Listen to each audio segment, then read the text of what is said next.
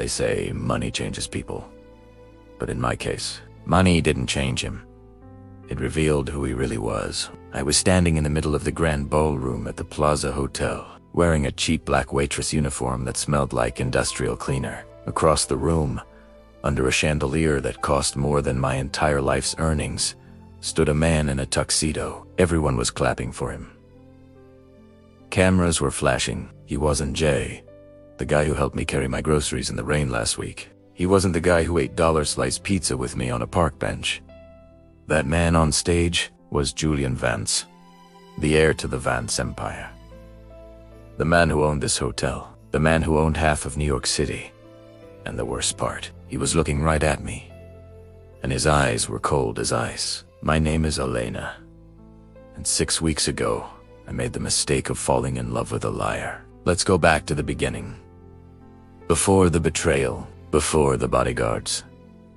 6 weeks ago, my life was simple. Brutal, but simple. I worked 2 jobs just to pay rent for a shoebox apartment in Queens. By day, I was invisible. By night, I was a waitress at the Obsidian, a hotel bar that I could never afford to actually drink at.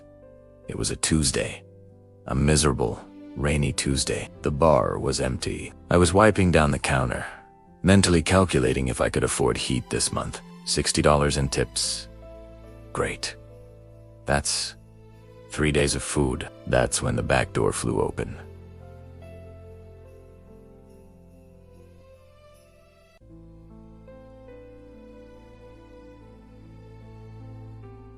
He didn't walk in like a customer. He stumbled in like a fugitive. He was soaking wet. A black hoodie pulled low over his face, hiding his eyes. Faded jeans covered in mud. Cheap sneakers. He looked homeless. Or maybe just in trouble. My manager, Rick, would have called the police instantly, but Rick was asleep in the office. I grabbed a towel. I was ready to kick him out. "Kitchen's closed," I said. My voice was sharp. New York sharp. "You can't be here." He looked up. That was the first time I saw his face. Even in the dim light, he was striking. Sharp. Jawline. Intense. Eyes. But he looked exhausted. Broken. "I don't have anywhere else to go," he whispered. His voice was deep. Smooth. It didn't match his clothes. "Please. Just 5 minutes out of the rain."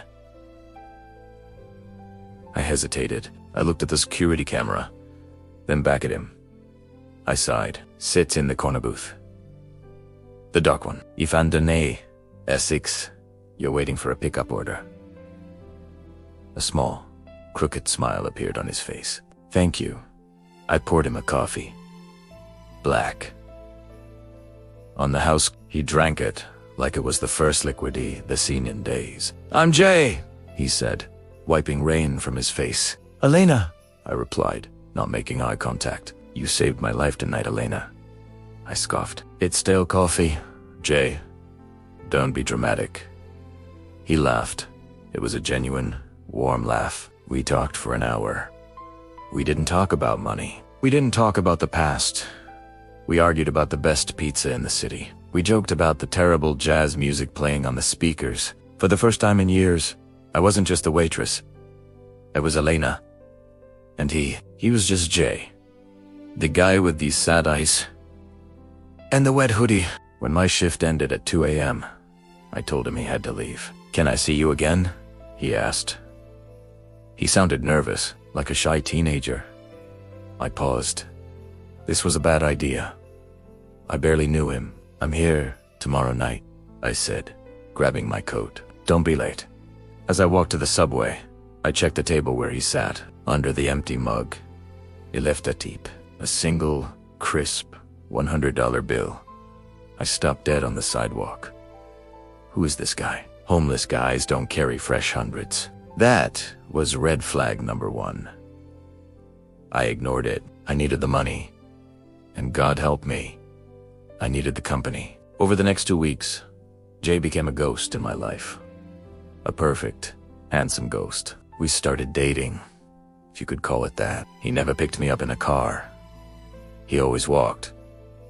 He never took me to restaurants. We ate hot dogs on park benches. We sat on the pier watching the ferry boats. He was perfect. He listened. He was kind, but the cracks started to show. Small things. Strange things. Crack number 1. He had no digital footprint. I don't use phones, I told Méoncé. I like to be present. It sounded romantic, but it was weird. Who survives in New York City in 2024 without a smartphone? Crack number 2. The paranoia. We were walking through Times Square one night, just casually holding hands. Suddenly, a black SUV with tinted windows slowed down near us. Jay didn't just notice it. He panicked. He grabbed my arm, his grip tight. Turn here. Now.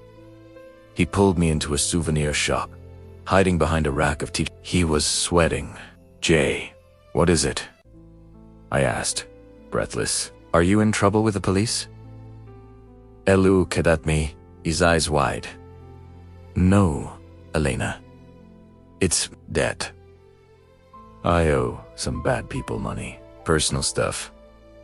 I can help you, I said softly. I don't have much, but he touched my face. You helped me just by being here. Don't worry about the money. Crack number 3.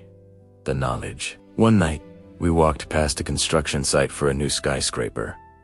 Jay stopped. He looked up at the steel beams. They're using the wrong support trusses, he muttered.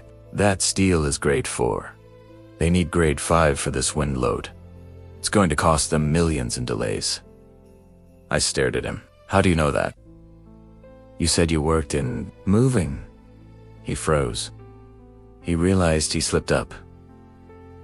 I read a lot, he said quickly. Construction magazines. Boring stuff. I let it go.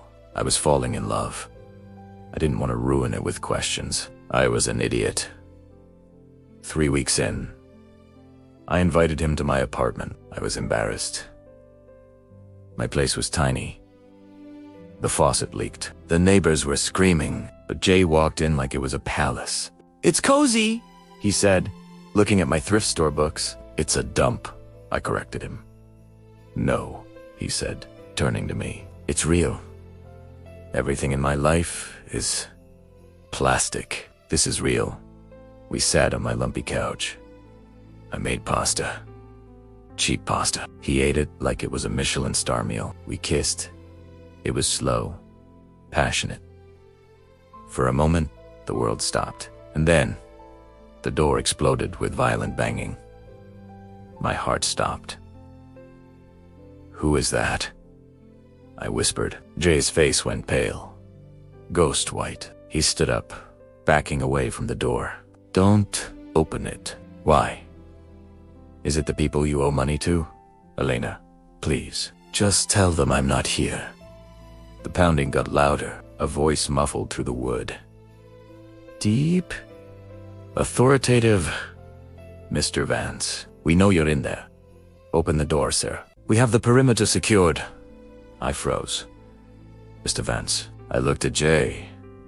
He looked cornered, trapped like an animal.